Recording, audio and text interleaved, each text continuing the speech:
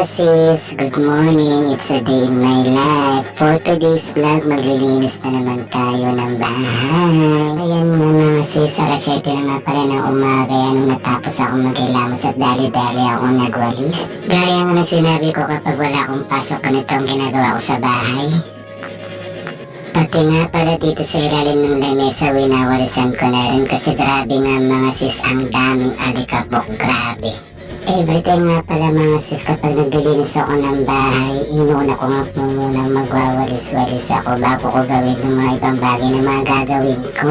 At para hindi na rin hagard sa paglilinis ng bahay mga sis.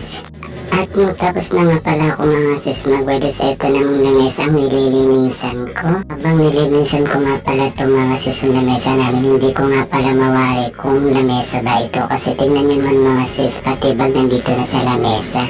Diyos ko, Carmi mga sis, lagi kapag naglilinis ako ng lamesa, lahat nandito yung bag ng pamangkin ko.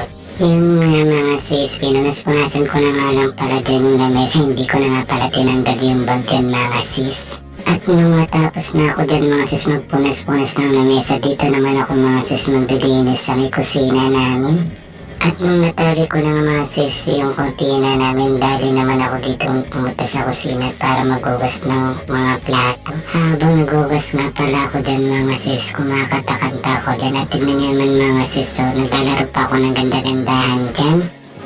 By the way mga sis, ichika ko na nga rin pala sa inyo. So ito po palang bahay namin mga sis, hindi po namin dito sariling bahay ha.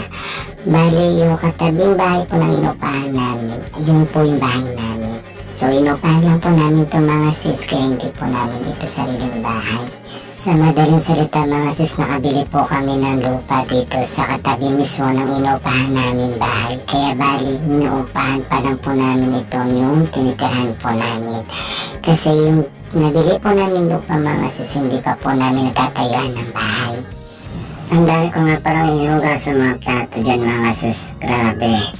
Parang isang buong barangay yung hinugasan ko mga plato dyan mga sis. At nung matapos na nga ako mga sis magugas ng plato, dito naman ako dumiretso sa kwarto para linisin at ayusin naman yung kwarto namin. Grabe mga sis, everytime na kapag naglilinis ako ng kwarto ganito, lagi yung dadatnan ko, sobrang daming kalat. At syempre nung matapos na nga pala ako maglinis sa kwarto, dali naman ulit ako bumalik sa kusina para po